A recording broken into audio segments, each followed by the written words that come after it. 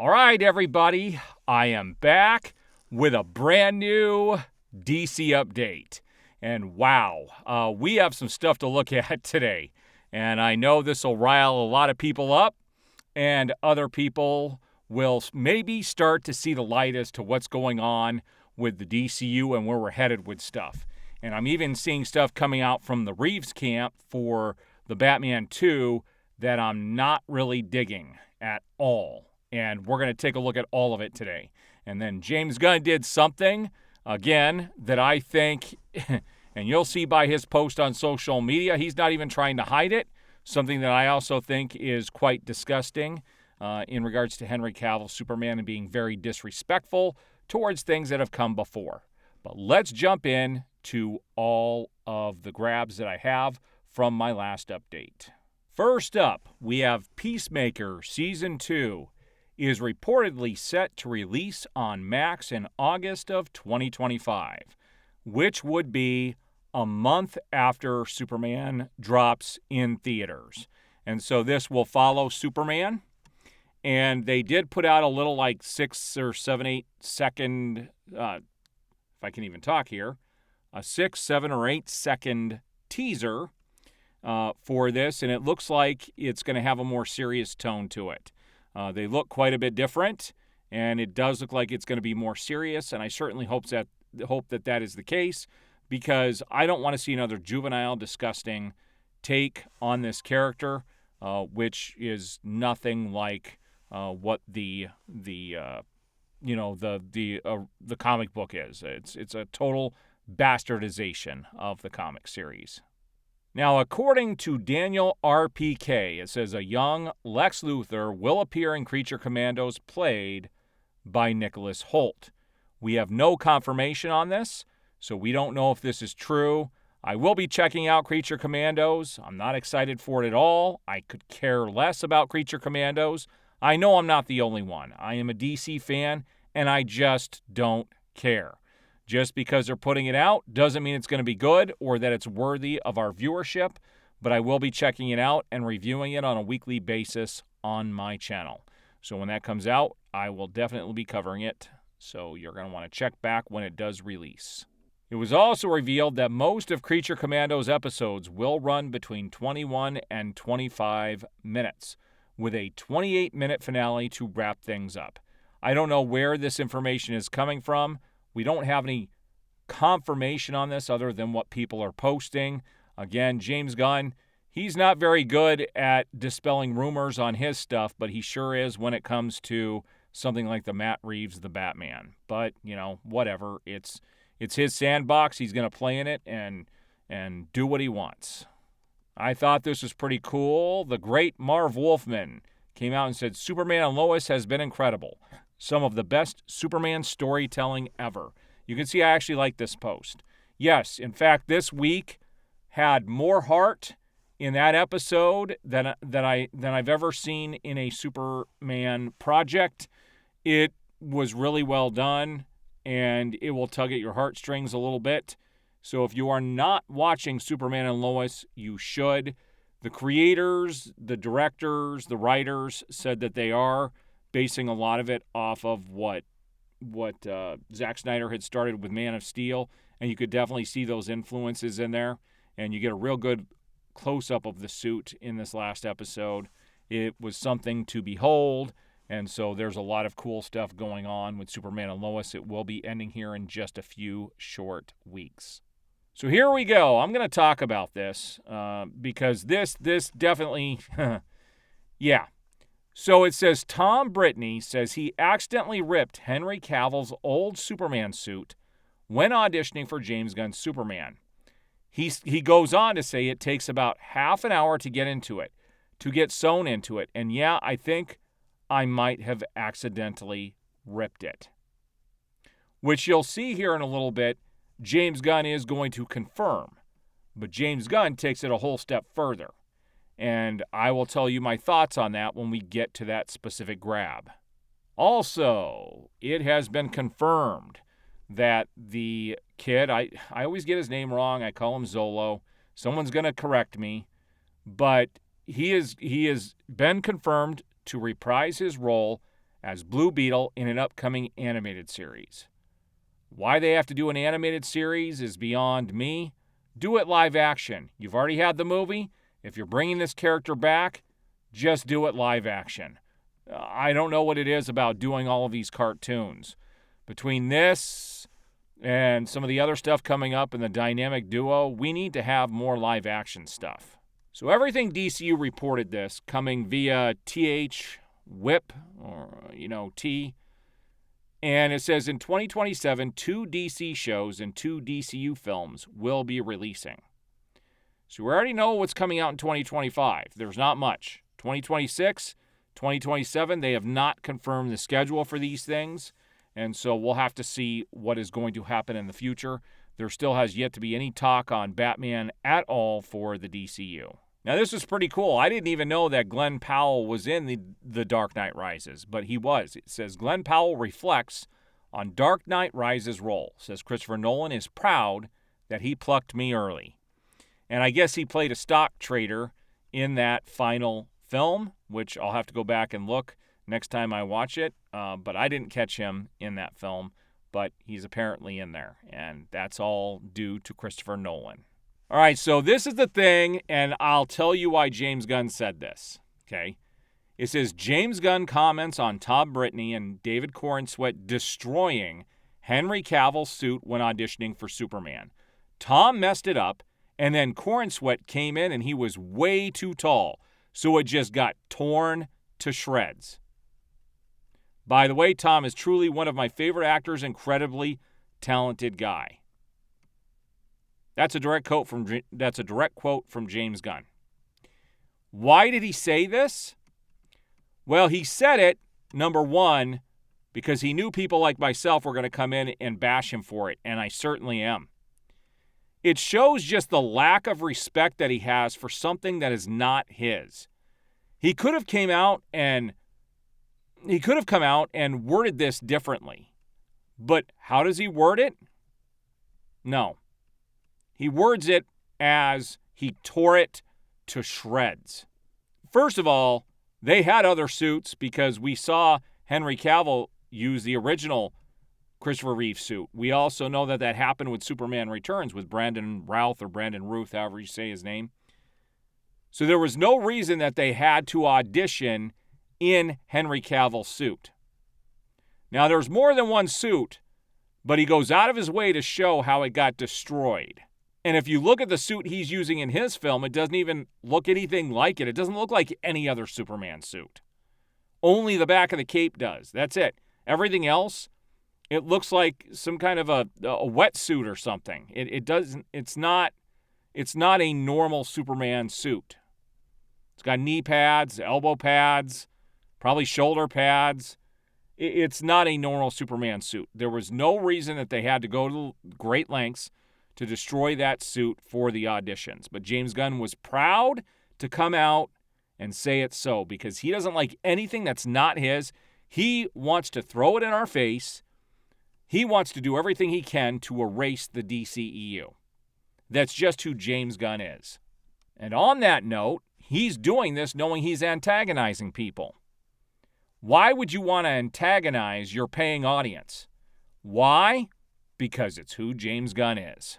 Now, somebody came up with this suggestion. I don't think this will happen. I don't think we're going to see anything until until we get the CCPX or whatever it is, XCC, whatever it's called, next month. But it says, what better night to debut the Superman teaser trailer than during the Superman and Lois series finale, It Went By So Fast on December 2nd. He actually sent this to James Gunn.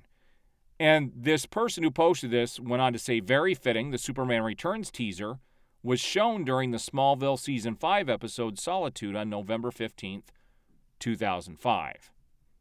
It would make sense, but the thing is, James Gunn is going to do what James Gunn does.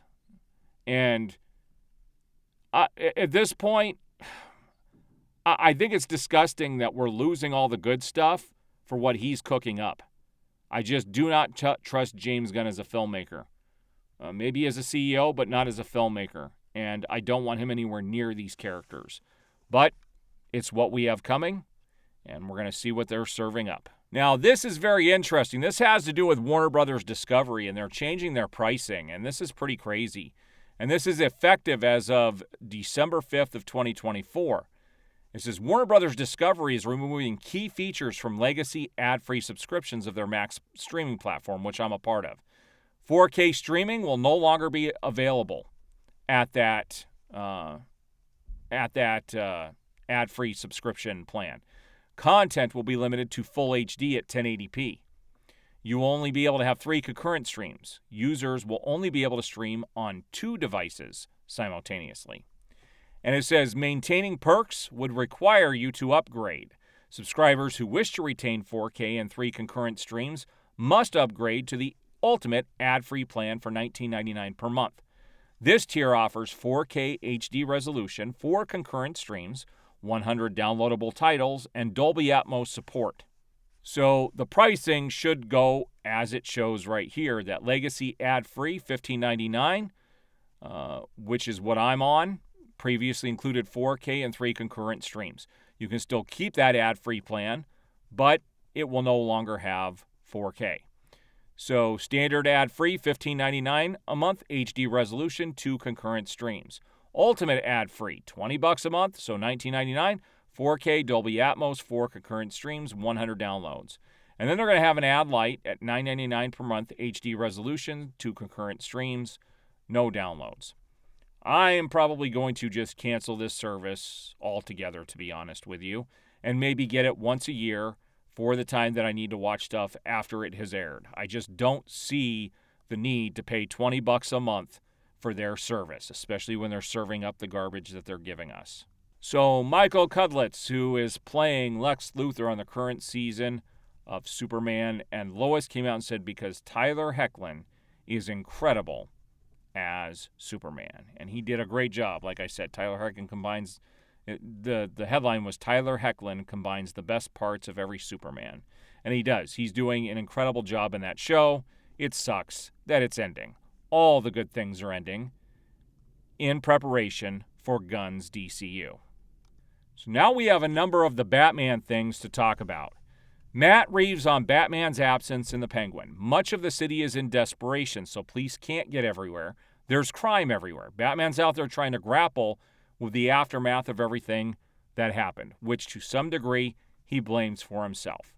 Okay, so here's the issue with this, with the Penguin, especially when you have the monologue of the Batman film. Batman was nowhere to be seen during the few weeks that the Penguin takes place. Not until the very last episode with the bat signal going up. And we should have seen maybe the Batmobile speeding around, seen the signal a few more times. Crap, just show James Gordon. But no, we didn't get any of that. It's like he doesn't even exist. So this excuse does not make sense. Now, Casey Blois, who is part of HBO, says there's no plans for a Zoe Kravitz Catwoman series. We've been talking mostly about, is there another story with the Penguin? Reeves and Lauren LaFranc work really well together. Hopefully they'll find something that they think is exciting. So don't expect a Catwoman show to be coming up anytime soon. Now, Matt Reeves goes on to talk more about the Batman 2, and this I am not happy with. Matt Reeves says Bruce Wayne blames himself for the events of the first film and will be finding it very hard to be Batman in the Batman 2. The next chapter in the epic crime saga continues October 2nd of 2026. Oh my gosh, guys. Where do I even begin with this? I had originally said, and you can go back and see my review and everything I've talked about in regards to the Batman since all of this is happening, that there had to be massive growth in Batman in the second movie where it's not going to work. And then we find out that the second film is only going to be 3 weeks away from what the events that happened in the first film, so there can't be a lot of character growth. And I always said he's a slow-talking, slow-moving, bomb-in-the-face surviving, wingsuit death impact surviving, knock on the front door of the iceberg lounge Batman. Not any type of serious Batman that you would see in the comics. And some people are going to come out and talk about some obscure thing that may have been done in the past, but he's a wuss Batman. He just is. Okay? And I wanted some massive growth to see a very strong Batman in Part 2. I am convinced that Matt Reeves does not know how to do action. He does not know how to tailor things that way. And I don't think he is fit for doing Batman. He can do drama. He could do slow stuff. But Batman needs to be a hardcore superhero. And we're not going to get to see that happen. We're going to probably end up with another a whole movie of an emo Bruce Wayne. Sorry, that's not what I'm interested in. And you talked about the first movie being boring. You think people are going to be okay with this for the second film? I'm thinking no. Now, I can't believe this. Like, I don't even know where they're getting the money to do this. But it says, yesterday at UNLV, Warner Brothers Discovery offered an exclusive behind-the-scenes look at the plans for the Warner Brothers Studios Nevada, marking an exciting opportunity to make Las Vegas home to Warner Brothers Discovery's third owned and operated studio. They're in shambles. How they're able to pay for this, especially when people aren't going to the movies right now. Like, the whole entire movie industry is imploding as we speak, and they're helping to usher it in. So how they can open a third studio, I just don't get that. I just don't get it. Who's investing in this? Like, if I was an investor, I'd be running in the other direction. Now, for people who collect McFarlane toys, there's going to be an exclusive Joker movie limited edition deluxe collector set with Murray Franklin, and it is going to launch for pre-order at select retailers, featured in an extra-large limited edition collector's box with foil Joker image on the front, and has 21 items inside the box. It is going to retail for $249.99, which is pretty steep. But you could check it out. He looks like he's going to be a normal-sized figure, but is going to have all the extra stuff with it. All right, guys, so there you have it. All of the DC information. Again, another pretty long update, but I wanted to make sure I covered everything. I'm not really happy with where they're headed with all of this. My last little bit of hope was left in the Batman, and that there would be really good growth with that character. And I got to tell you, there's got to be a lot more action in the second one, or it's not going to work. You will definitely lose your audience. You cannot have a depressed Bruce Wayne walking around like he was in the first film. I'd like to see him do maybe some work as Bruce Wayne, but you still have to have Batman in there, and he has to be a hard-hitting Batman. You cannot have him be the way he was in the first film. Like, I just don't have a whole lot of hope for where things are headed right now. I just don't. I don't think these people understand these characters that are in charge of them right now. I just really don't think they understand the characters enough to do what needs to be done to make, to please the audiences. We had a lot of stuff to please the audiences, but they're taking all of it away. All right, guys, so there you go. There you have it for today's update. I do appreciate the support. If you like the video, please hit the like button, subscribe, hit that notification bell, and you will be notified as I have new videos go up. We will see you guys on the next video.